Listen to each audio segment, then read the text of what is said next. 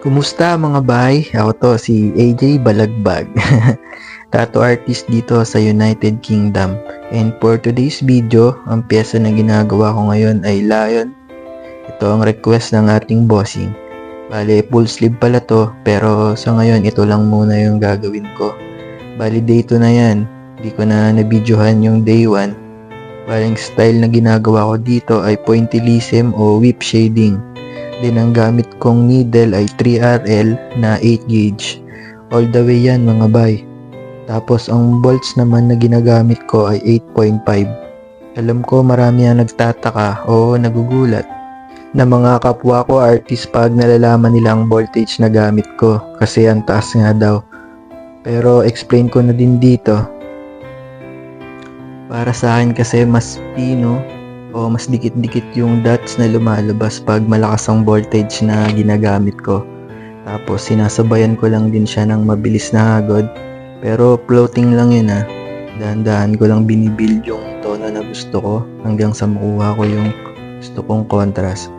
Tulad ng nakikita nyo dyan sa video.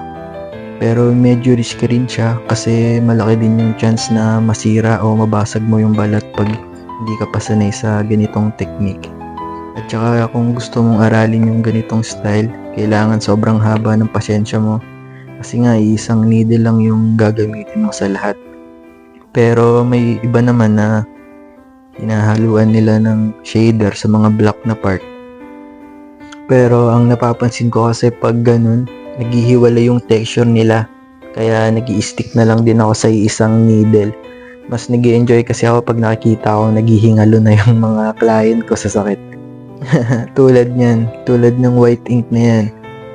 Alam ko relate yung mga nakaranasan yan kung gaano kasakit yan. At kung isa ka doon, comment ka ng ouch. Minsan, nakikita ko sa client ko na gusto na nilang bumawi sa akin kung pwede nga lang talaga. Ang unfair ano, kayo na yung sinaktan tapos kayo pa yung magbabayad. Ito yung gusto ko sa pagiging tattoo artist ko eh.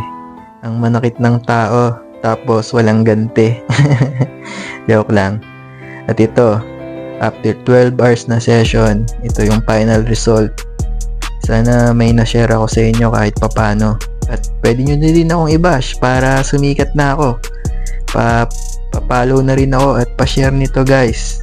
Salamat!